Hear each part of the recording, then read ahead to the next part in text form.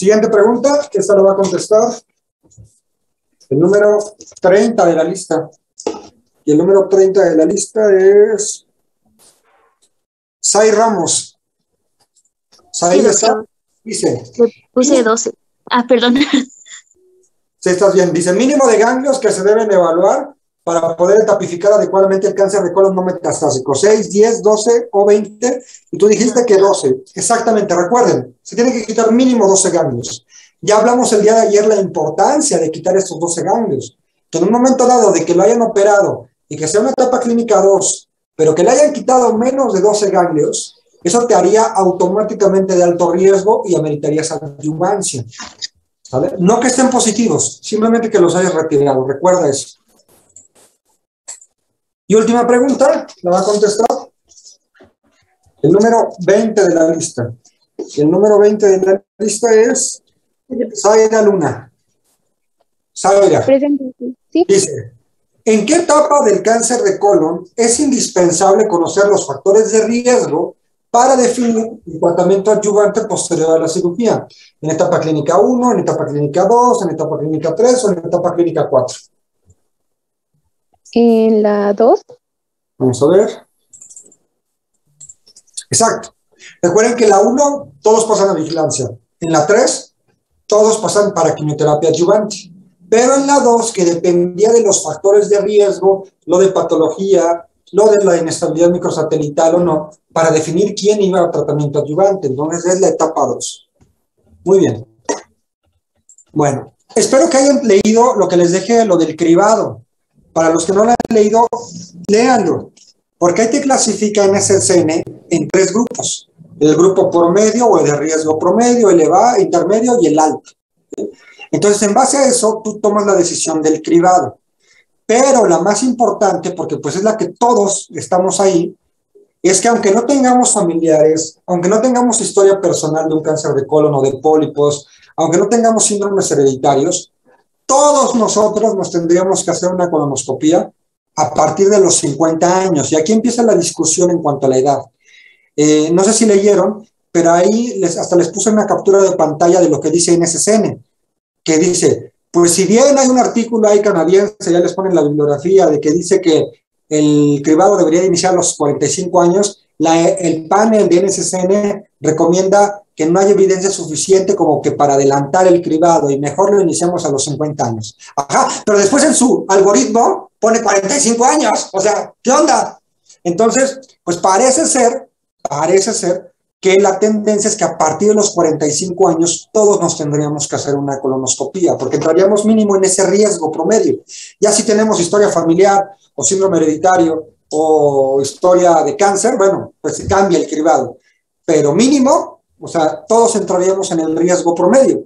Nos tendríamos que hacer una colonoscopía. De aquí yo les preguntaría, ¿sus papás ya se hicieron colonoscopía si tienen más de 45 o 50 años? Sus abuelos, sus tíos, sus tías, realmente es poco frecuente. De ahí la importancia que vean, si realmente todos los mexicanos hiciéramos todos los cribados bien, tal como va, ya vimos el de mama, ya vimos el de pulmón, ya vimos el de colon, tal vez la incidencia y la mortalidad bajarían mucho en el cáncer. Pero bueno, es algo que poco a poco tenemos que ir introduciendo, ¿no? Y es cierto, muchos médicos, aunque conozcamos de esto, pues no nos animamos a hacernos una colonoscopía, ¿no? Entonces, la verdad es que ahí está la situación. Aunque en SCN te pone que la colonoscopía no es el único cribado. Puedes utilizar, por ejemplo, el sangrado en ese, saber si lo tienes o no. O sea, todas esas otras estrategias, ¿no? Bueno, también recuerden leer los casos clínicos, porque ahí viene cómo se evaluó el caso, qué estudios se solicitaron, dependiendo de acuerdo a lo que tenía alcanzable el paciente, ya sea su economía o ya sea a la institución en donde estaba, ¿no? Y pues viene cómo fue la evolución, y algunos murieron, algunos siguen vivos, algunos están en espera de tratamiento. Entonces, léanlo. Si no lo han leído, lean los casos clínicos. El día de hoy ya vamos a empezar con cáncer de próstata. Vamos a irnos un poco rápido para que terminemos lo que vimos con los otros grupos.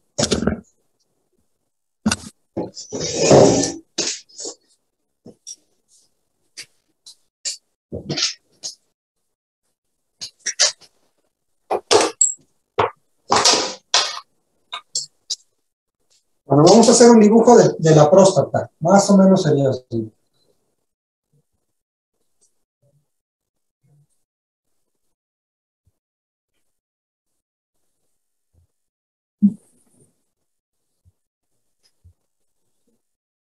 Si nosotros cortáramos a la próstata, así, de forma axial, aquí vamos a tener a nuestra uretra. Aquí está la uretra.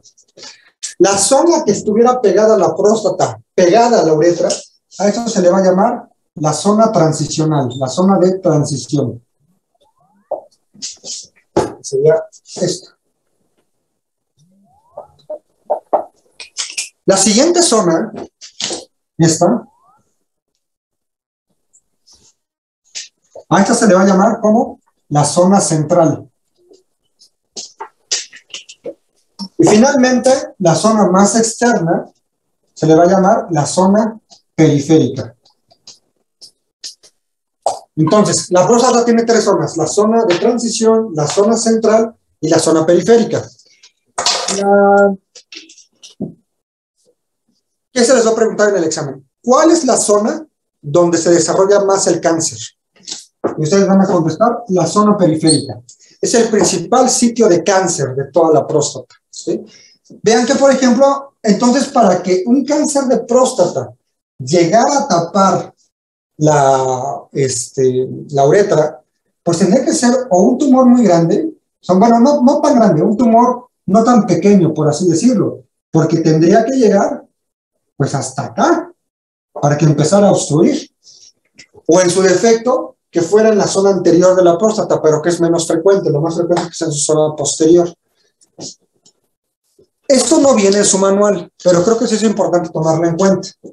Cuando un paciente se tapa, no importa que sea por cáncer de próstata o por otra cosa, va a generar que se retenga la orina, y a eso se llama retención aguda de orina. Es un término que van a ver común en los hospitales, retención aguda de orina. O sea, que se tapa, puede ser por cáncer o puede ser por otras cosas. Cuando un paciente se tapa, pues el urólogo, o bueno, cualquier médico que esté en urgencias, pues va a tratar de poner una sonda para tratar de, pues, cateterizar la uretra y que, pues, otra vez pueda miccionar. Es una urgencia la retención aguda de orina, es cierto. Pero bueno, aunque se haya podido ponerle una sonda y salir la orina, o a veces no se puede porque está tan cerrado que no pasa. Aquí urología entra a hacer un proceso que se llama RTUP. Recuerden este término, RTUP. No viene en su manual, pero significa resección transuretral prostática. Resección transuretral prostática. ¿En qué consiste este procedimiento? El urólogo dice, ¿sabes qué? Sí se está tapando, ya le pusimos sonda y se resuelve, pero se está volviendo a tapar otra vez. O ¿sabes qué? No le pude poner la sonda, no pasa. Bueno, entonces el urólogo lo que hace es, por el pene, meter como un cuchillo por dentro y va raspando, va raspando, va raspando, va raspando, va raspando, va raspando. Obviamente lo sedan al paciente, está con anestesia. Imagínate, sería eso súper doloroso. O sea, raspa, raspa, raspa, raspa, raspa, raspa, para que entonces la uretra, pues otra vez tenga, pues esté libre la orina. Y en ese raspado, toma biopsia. Y esa biopsia ya es la que se manda a analizar, y generalmente así es como se diagnostica cáncer de próstata. Fíjense que muchos pacientes debutan así. Se llegan a tapar, el urólogo entra a hacer RTUP, y ya eso lo manda a analizar, y sale con cáncer de próstata. Generalmente es así. Vamos a ver en la próxima clase cómo es el protocolo diagnóstico. Pero una de esas cosas es esta, que la biopsia la saquen por RTUP. La otra biopsia, que sería tal vez la ideal, es la biopsia transrectal, porque ahí tomas varios sitios de la próstata para mandar a analizar. Y aquí solamente están raspando, y aquí sale pues tejido que está ahí infiltrando, y es donde se corrobora cáncer de próstata, ¿no? Bueno, seguimos hablando un poco de anatomía. Vamos a hablar un poco de los ganglios regionales. Ganglios regionales.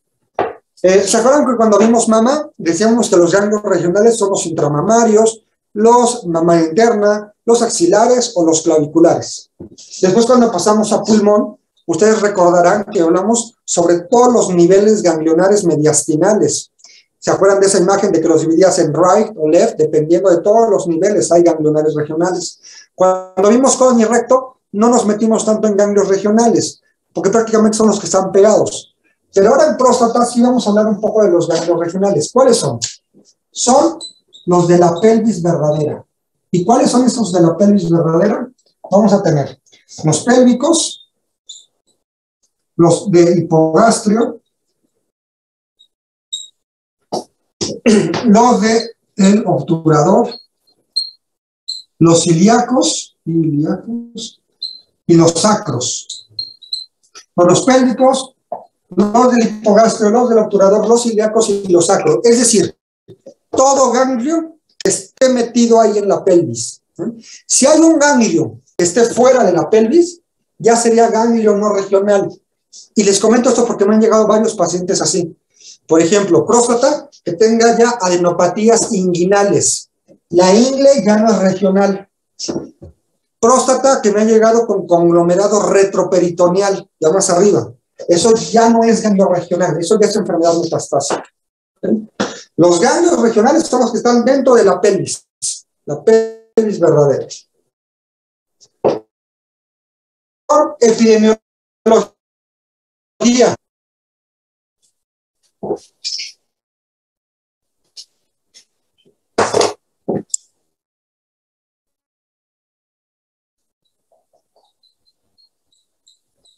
Epidemiología. La edad de diagnóstico del cáncer de próstata, no nos las vamos a aprender, pero es alrededor de los 66 años. ¿Se acuerdan que decíamos mama 52 y de ahí en fuera todos los demás más de 60 años, salvo ciertas excepciones? Aquí 66 años. Pero vamos a hacer, aquí sí vamos a agregar un dato importante, la edad de muerte de los pacientes. Y aquí la edad promedio de muerte de los pacientes es a los 80 años. ¿Por qué les señalo esta edad? Porque fíjense cuánto es la diferencia de la edad de diagnóstico a la edad de muerte. Prácticamente 14 años. ¿A qué voy con esto? Que los pacientes con cáncer de próstata generalmente son crónicos y de buen pronóstico. Vamos a ver que la mayoría son localizados, ¿no? E inclusive aunque sean metastásicos, que es poco frecuente, pero como hay muchos, pues ese número se eleva, son de buen pronóstico, la mayoría. Los tratas con hormonoterapia y se controlan bastante bien. Es cierto, seguramente algunos de ustedes han tenido algún conocido o algún familiar o algún conocido que haya tenido un cáncer de próstata letal, sí, pero en general son de buen pronóstico. También depende del número de metástasis y el estado funcional del paciente, es cierto. Pero vean, las 66 años es la edad de diagnóstico promedio y la edad de muerte a los 80. ¿A qué nos lleva esto? En que los pacientes son crónicos y que muchas veces esta edad de muerte no es por el cáncer de próstata directamente. Ya lo comentábamos cuando vimos epidemiología. Como son personas ya de edad avanzada, tal vez tienen múltiples comorbilidades y que probablemente eso es lo que haya muerto al paciente. Pero como aparte de eso tenía cáncer de próstata, pues la estadística se sube. Recordando un poco lo que veíamos en epidemiología, decíamos que en México el cáncer de próstata es la segunda causa tanto en incidencia como en mortalidad, debajo del cáncer de mama. Recuerden que mama era el primer lugar en incidencia y en mortalidad, pero próstata era el segundo, tanto en incidencia como en mortalidad. Hablando de etapas, ya les comenté, la etapa localizada, no nos vamos a aprender el porcentaje, pero tienen que saber que es la más frecuente, en un 76%. No nos aprendemos números, que sepan que es la más frecuente. Regional, en un 13%. Metastásico, en un 6%. Entonces, la mayoría van a ser etapas localizadas, la mayoría. Factores de riesgo.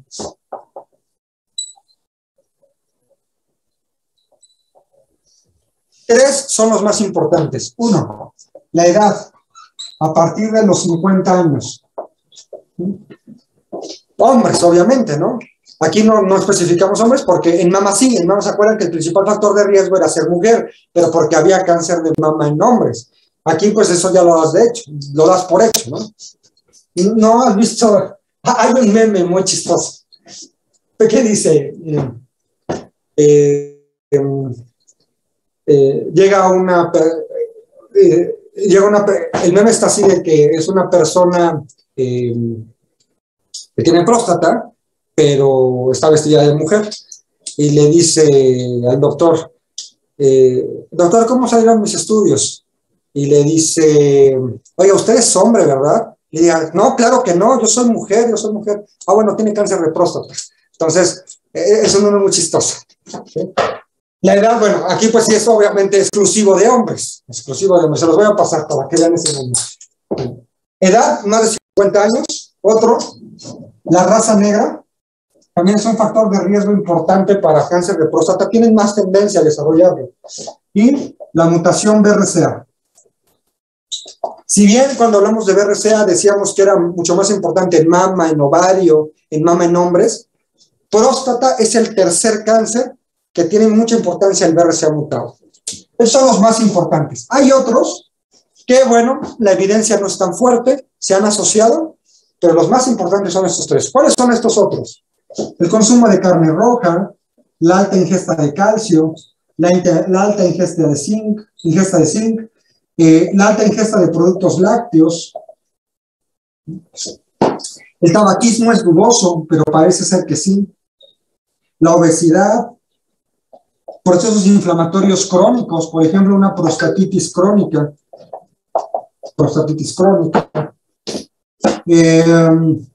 infecciones de transmisión sexual, o por ejemplo, el antecedente de radioterapia pelvis.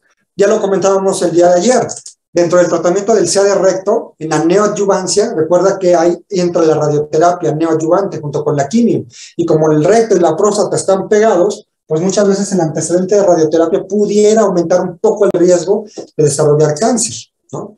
Pero bueno, en comparación a los riesgos-beneficios, pues no significa que con esto, que ya no se dé radioterapia, pues no. Los más importantes son la edad, la raza negra y las mutaciones de BRCA. Bueno, a diferencia de los otros cánceres, sí vamos a hablar de factores protectores. En los otros no hemos hablado tanto, pero aquí sí vamos a hablar de factores protectores. Se ha visto que el consumo de vegetales, el consumo de tomates y el consumo de café disminuye el riesgo de cáncer de próstata.